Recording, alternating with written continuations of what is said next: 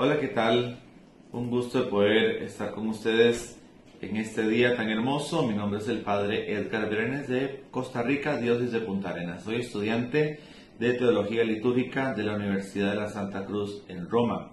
El día de hoy estoy haciendo este podcast para el canal de YouTube Psicodecisiones TV y vamos a hablar específicamente del poder sanador de la Eucaristía, haciendo la salvedad de que no es para espiritualizar demasiado los ritos de la Eucaristía, sino para que en la comprensión de los mismos nosotros veamos el poder que cada uno de los ritos de la misa y ella en su conjunto trae para cada uno de nosotros. Así que con esta introducción pues iniciamos.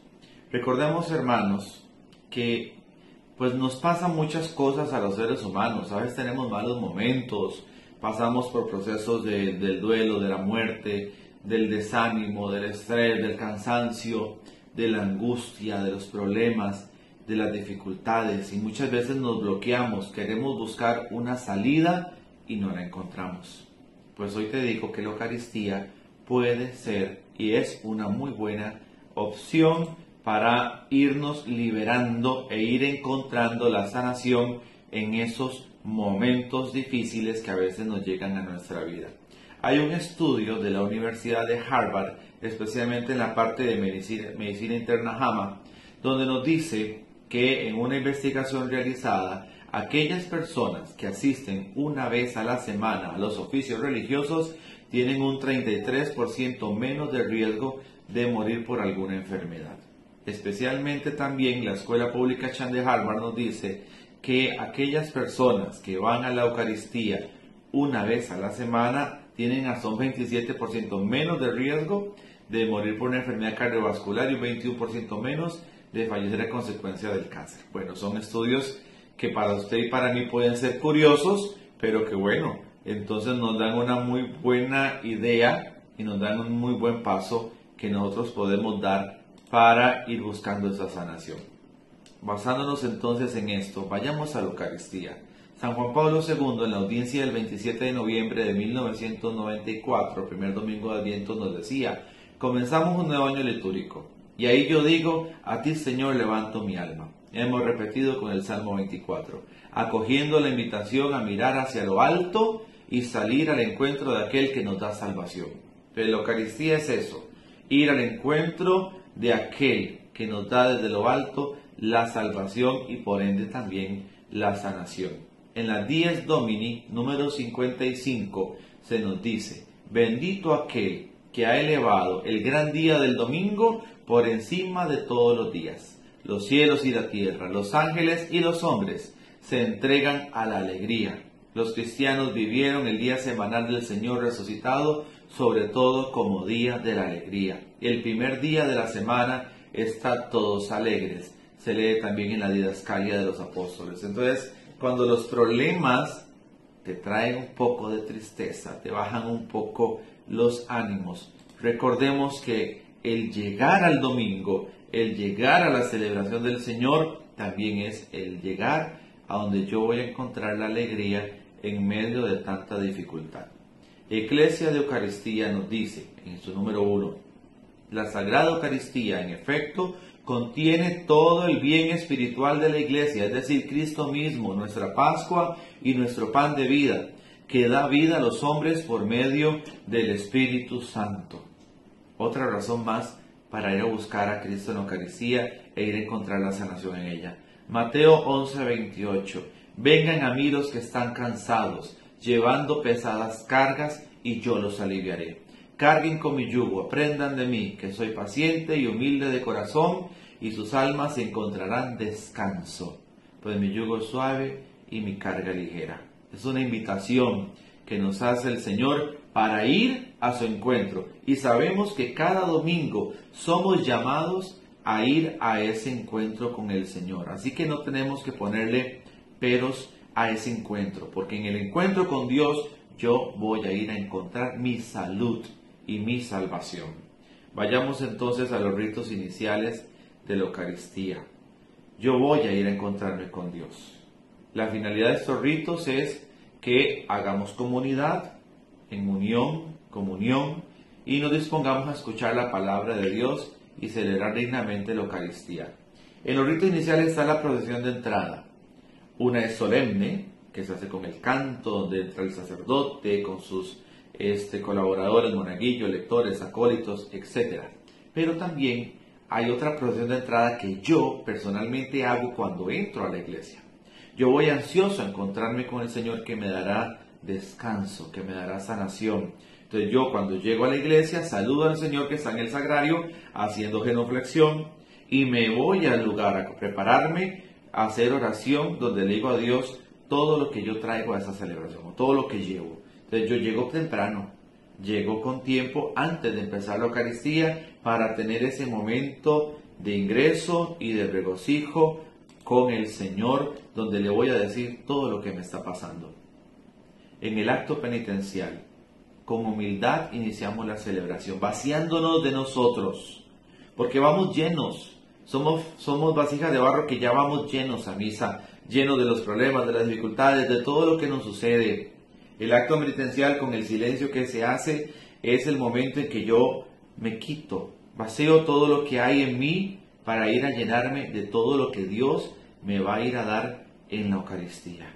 Luego viene el Gloria, donde yo alabo a Dios por todas las cosas que ha hecho. El Padre, el Hijo y el Espíritu Santo intervienen en la historia de la salvación y vienen en ayuda nuestra. Y en el Gloria, recuerda que todo lo que Dios ha hecho, lo ha hecho también por ti y lo ha hecho por mí. O sea, Dios interviene en nuestra historia y con el Gloria lo reconocemos. Y los ritos iniciales cierran con la oración colecta, que es colecta porque recoge nuestras intenciones. Todo lo que yo llevo en mi corazón, ahí se lo digo a Dios. Ayúdame, dame y ayúdame. Dame esto, ayúdame con lo otro. Colabórame, Señor, con estas situaciones que me están sucediendo. La oración colecta es para que le digas a Dios lo que se está pasando y Dios te ayude en todo momento. Pasemos a la liturgia de la palabra. Nos recuerda Juan, el evangelista Juan, capítulo 6, versículo 68.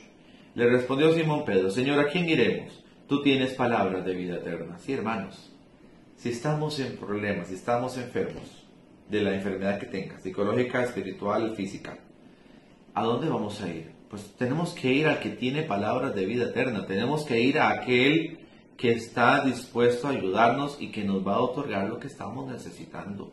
Por ende, tenemos que acercarnos a Dios, que en su palabra nos va a hablar. Dice la instrucción general del misal romano número 55. Pues en las lecturas que explica la homilía también, Dios habla a su pueblo, le desvela los misterios de la redención y la salvación y le ofrece alimento espiritual. En fin, Cristo mismo, por su palabra, se hace presente en medio de los fieles, y el pueblo hace suya esta palabra divina por el silencio y por los cantos. Por el silencio y por los cantos. Escucho la palabra y en el silencio yo voy a recordar cuál frase me ha llegado más, cuál me cala más, y con los cantos también, para ir haciendo mía esta palabra y llenarme de ese alimento espiritual que es Jesucristo nuestro Señor. Dice también la instrucción general del misal romano en el número 56. Conviene que durante la misma, la liturgia de la palabra, haya breves momentos de silencio, acomodados a la asamblea reunida, gracias a los cuales, con la ayuda del Espíritu Santo, se saboree la palabra de Dios en los corazones y por la oración se prepare la respuesta. Con la ayuda del Espíritu Santo. O sea, en ese momento que estás en silencio, recordando la frase que más te ha calado de la lectura proclamada, te está ayudando el Espíritu Santo para que esa frase de verdad venga y te llene. Dice Hebreos, la carta a los Hebreos, capítulo 4, versículo 12. Porque la palabra de Dios tiene vida y poder. Es más cortante que cualquier espada de dos filos y penetra hasta lo más profundo del alma y del espíritu, hasta lo más íntimo de la persona, y somete a juicio los pensamientos y las intenciones del corazón.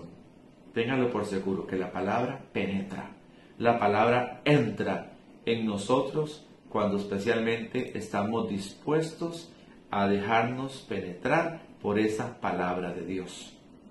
Pasemos a la liturgia eucarística.